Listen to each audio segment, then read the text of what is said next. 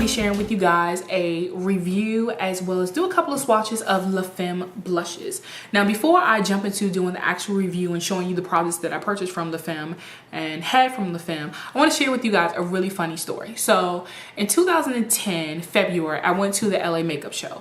And while at the LA makeup show, I hung out with Simone from Reflections of Beauty. She's an absolutely amazing blogger who hasn't blogged in probably, I would say probably like the last 9 or 8 months, but her website offers beautiful FOTD. So if you're looking for some FOTD inspiration, definitely head over to Reflections of Beauty, and I'll leave her information in the description box. Well, while we were in LA and at the makeup show, I wanted to purchase a Z palette because at the time Z palettes were like the business. If you didn't have a Z palette, you weren't really doing anything. So while we were at the particular booth, now I don't know if it was like Namies or Nigel's or Friends or one of those particular, you know, beauty supply booths that sell a little bit of everything from a little bit of every brand.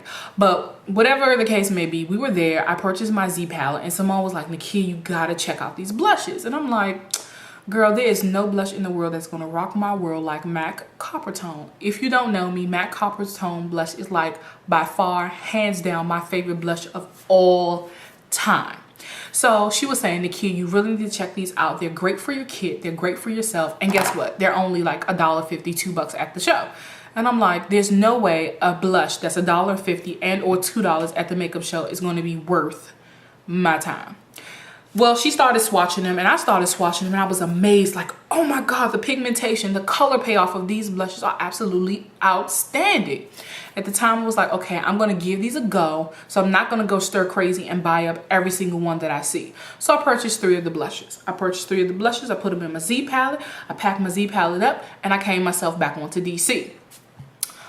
When I got back to DC, I put that Z palette in the drawer and never looked at it again. Literally never looked at it again.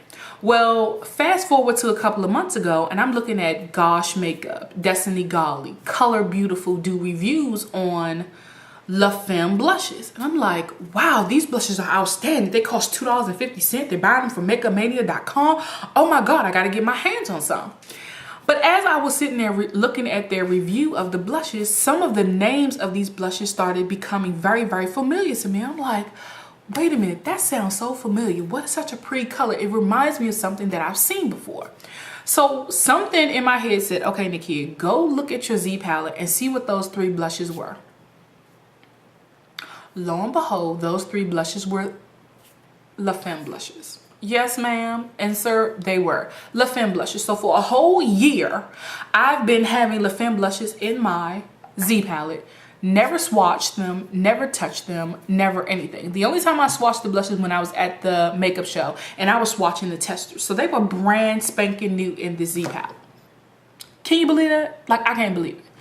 Anyway, so after I found out that, okay, yes, I indeed did have some La Femme blushes, I went online and purchased a couple of more from makeupmania.com. And the blushes are $2.50 for the pan version and $3 for the potted version. Now, a lot of people have been saying that Makeup Mania was having some real big issues with shipping, like it was taking forever to get their packaging. I don't know if it was because of the popularity of the blushes, but I ordered my blushes on a Friday. I got them on a Wednesday. The downfall, though, was the packaging was a little interesting, if that makes sense. So it came in a box like this. And you open the box up and it came nice and neatly wrapped like this. But what I found interesting was I saw this. And on it, it says, this side up, snip in, and gently slide out. And I'm thinking, okay, what are you talking about? So I go to open it up and on the inside, there is like a little red card and all of the blushes except for one, because one of them came in a little one, they were all like stacked in here. Now I'm telling you this because if you decide to order from Makeup Mania, or if you have ordered from Makeup Mania, don't be shocked that your blushes come like this. They'll come basically inside of here bubble wrapped or whatever, and you're just gonna slide them out. They're not gonna be individually wrapped unless you're only ordering one, and if you're ordering one, it's gonna come like this in a little pouch thing. Also, something that I noticed that was a little different with these blushes, and let me say this, I'm not complaining. For $2.50 per blush that has this amount of pigmentation, trust me when I tell you I'm not complaining. I'm just FYIing people out there because some people are really big on packaging. I know that I am, and though they came securely packaged and none of them were broken, I just thought it was a little shocking that they weren't individually wrapped and they came in a manila envelope, you know, inside a box. Just FYI. So what I thought was kind of another thing that I thought was interesting was that the blushes that I got from the makeup show, on the back of each of those blushes, it actually had a sticker. I don't know if you guys can see that, but it had a sticker that told you, you know, this was a refill and the name of the blush. So this particular blush is called Refill Coral Spice. Well, when I got the Femme Blushes, they just had a marker writing on it. Again, I'm not the one to complain because I don't use the bottom of the pan. As long as I can read the name of the blushes, it's okay with me. I don't know if this is something that happens all the time or if this is something that happens so that they could speed up their shipping. I'm not complaining, just FYI you guys. So here are the Femme blushes that I have. Disregard these up here. These are two Makeup Forever eyeshadows, and these are two Auraline Beauty products. One is an eyeshadow, one is a blush and one is a lip product. But here are the Femme blushes that I purchased right here. Now let me tell you guys something about these blushes. In my personal opinion, I would rank these blushes just as good, if not better, than your high-end blushes. Your NARS, your MACs, your Dior, your whomever. These blushes are, in my opinion, an absolute duplicate for some, as well as highly pigmented for others.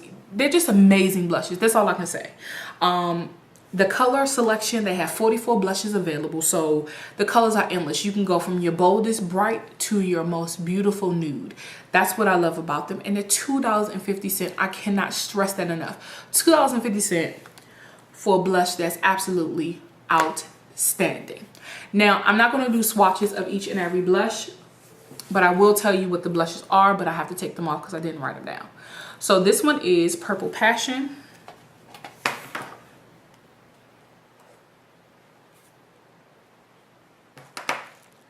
And I just gouged one of them. This one is Golden Ruby.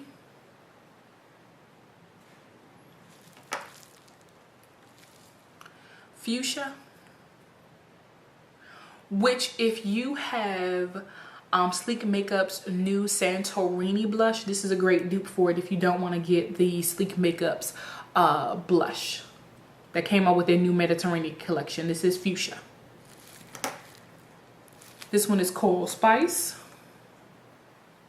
which is a beautiful shimmery peachy coral color. This one here is Orange, just solid orange. Red, which is red but has a nice shimmery undertone to it. Bordeaux, which is a beautiful plummy burgundy-ish red color that has a beautiful shimmer in it as well. Sienna, which is a nice bricky color. It's just a pretty brick red color, if that makes sense. Cinnabar, which is actually trying to give MAC's Copper Tone a run for its money. This one is very pretty in the pot, and it looks beautiful on the skin as well. And last but not least, Magenta. And Magenta is a very bold and vibrant blush that can be very intimidating, but is very pretty when used with the right tools. Now, like I said, the pigmentation on these are absolutely amazing. Amazing to the point where I was like, okay, I swatch heavy. I don't know if any of you guys swatch heavy, but usually when I'm testing out a product or I'm looking at a product that I really, really like, I swatch it really heavily. With these, I didn't have to do that. For an example, we're going to take Purple Passion, and I'm going to take my index finger. Nope, not my index finger because it's all dirty from other swatches I was doing earlier. I'm going to take my middle finger. I'm not trying to flick anybody off, but I'm going to take my middle finger. And look what I'm doing. I'm just going to tap my finger into Purple Passion, and I'm going to show you the color. So 1, 2, ooh, let me touch the blush. 1, 2, 3. Okay, are you seeing that?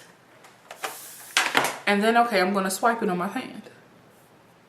Are you seeing that? You guys saw me literally just tap. Let's do another color. Let's go with fuchsia. 1, 2, 3. This is the color I got on my finger. The color payoff on my hand. I'm just tapping. I'm not swatching it. I don't have a brush. I'm just tapping it with my finger. Tap, tap, tap. And that's the color payoff that I got. Absolutely amazing.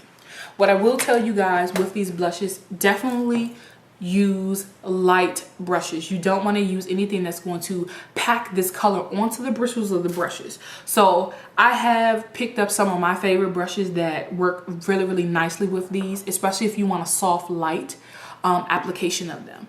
The first types of brushes are fan brushes. This is a kabuki fan brush, so this one's going to pick up a little heavier, but it's going to give a nice even distribution of color. And this one is just a deluxe soft fan, so this one's going to give you a nice muted wash of color. So when you apply, you're going to dip into the blush, possibly dust a little bit off, and then you're going to go onto your cheekbone and apply this one very, very lightly. Another one of my favorites to use with these blushes is the NARS, I can't pronounce the word, brush. And this one I like because even though it is packed densely, when you go to put the product onto this brush, it fans out very, very lightly. Very, very lightly. And the last brush that I would suggest using with the Femme Blushes, or any blushes that are very, very bold in color and you want them to have a soft, diffused look, or you want to be able to control the depth and build color up, would be the MAC 131 brush. This is the dual fiber flat-ended brush. Flat-ended paddle brush. And this, again, because it's dual fiber, it has the natural hairs and the synthetic hair, so it's going to apply but also be able to buff out onto the skin. Absolutely amazing blushes. These are brushes that I will select or choose with these particular blushes, and any other blushes that are very, very bold in colors. So if you're talking about your NARS Exhibit A's, your NARS Taj Mahals, your MAC's Bite of an Apple, for an example, and you want them to be soft but still give you a nice fusion of color, definitely check out these blush brushes for that. So if you want to see more pictures and swatches of each one of the Femme blushes, definitely head over to silverlipsbeauty.com. I'll have a link in the description bar. And guys, until next time, thanks so much for watching. Bye bye.